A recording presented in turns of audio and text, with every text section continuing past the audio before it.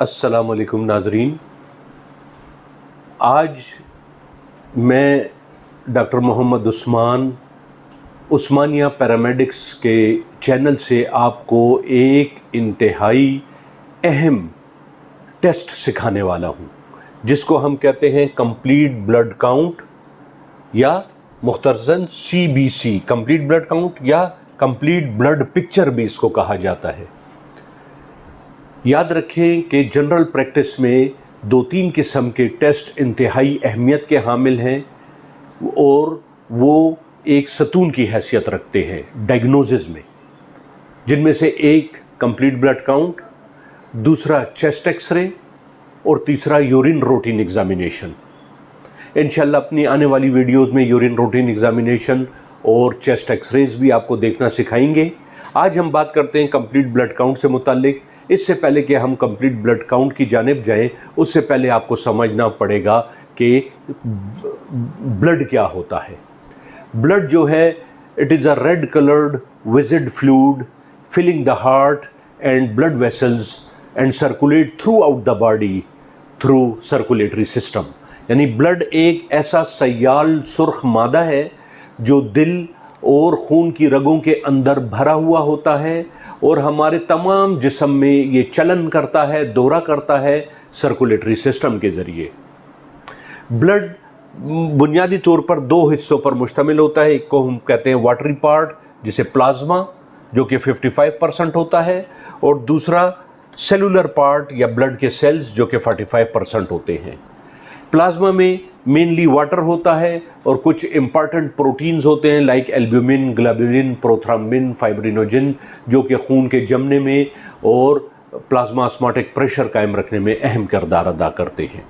Cellular part में mainly ये 3 हिस्से होते हैं। एक को हम कहते हैं एरेथ्रोसाइट्स या रेड ब्लड कार्पसल्स, दूसरे को ल्यूकोसाइट्स या वाइट ब्लड सेल्स, और तीसरे को थ्रोम्बोसाइट्स या ब्लड प्लेटलेट्स। फिर ल्यूकोसाइट्स को अगर देख लें तो इसमें मज़ीद 5 किस्म के ल्यूकोसाइट्स मौजूद होते हैं। 3 को हम ग्रेनुलर ल्यूकोसाइट्स कहते हैं, यानी इनके साइटोप्लाज्मिक ग्रेन्स मौजूद होते हैं, लेकिन वो आपके लिए ज़रूरी नहीं है।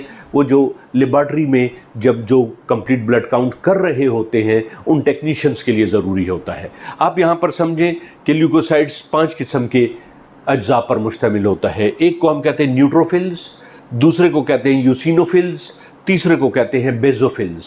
ये तीनों ग्रेनुलर पार्ट होते हैं। इनके साइटोप्लाज्म में दाने दाने नज़र आते हैं माइक्रोस्कोप में। और फिर 2 किस्म के ए ग्रेनुलर ल्यूकोसाइट्स हैं जिनका प्लाज्मा प्लेन होता है, कोई दाने नज़र नहीं आते। उनमें से एक को मोनोसाइट्स कहते हैं और दूसरे को लिम्फोसाइट्स कहते हैं।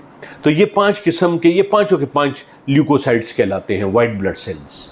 इनके अलग-अलग फंक्शन है जिस पर अभी हम बात करेंगे। और फिर तीसरी चीज़ थ्रोम्बोसाइट्स या जिसको ब्लड प्लेटलेट्स कहा जाता है।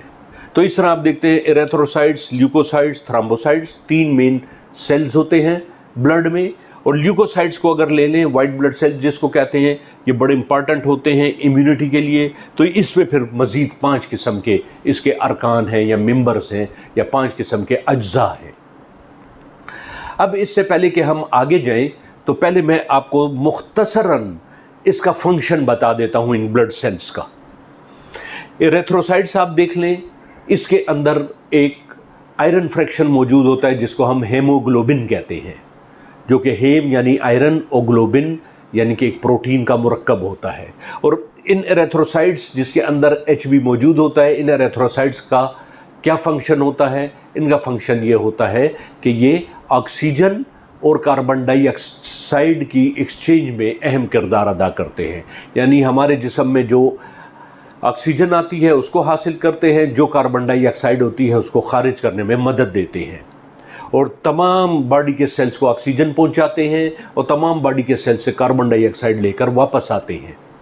जबकि ल्यूकोसाइट्स जो होते हैं ये वाइट ब्लड सेल्स हैं और इनका काम ये होता है कि ये हमें इम्यूनिटी यानी क़ुव्वत मुदाफ़ियत फ़राहम करते हैं और बीमारियों के ख़िलाफ़ हमें बचाते हैं।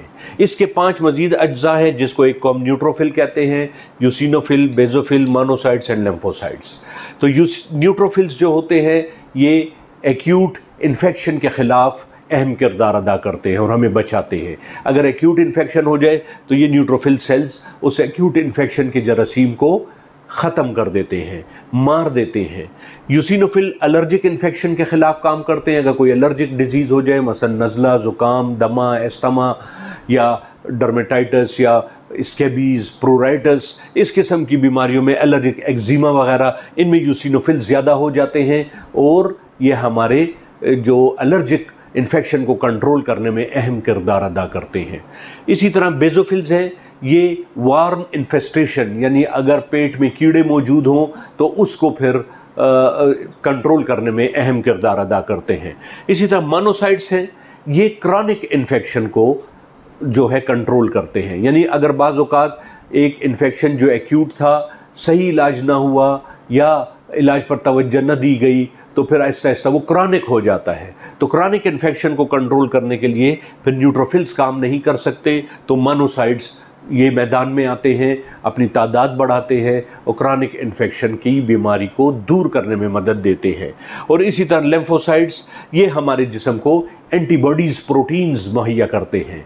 गैमडी या गैमाग्लोबुलिन जिसको कहते हैं, ये वो बनाते हैं और हमारे जिस्म में एंटीबॉडीज़ पैदा करते हैं जो कि जरासीमों के ख़िलाफ़ हमें क़ुव्वत मुदाफ़ियत जो है वो देती है। अब इससे पहले कि हम मज़ीद आगे आएँ तो सबसे पहले आपको ब्लड की जो कंपोजिशन पता लग चुकी है। अब इसका मीन काउंट, औसतन काउंट आप याद रखें एज बीइंग अ प्रैक्टिशनर। किताबों में तो बड़ा बड़ा लिखा हुआ है, यहाँ से लेकर वहाँ तक, यहाँ से लेकर वहाँ तक, कम से कम इतना, ज़्यादा से ज़्यादा इतना, इतना नहीं याद रखा जा सकता।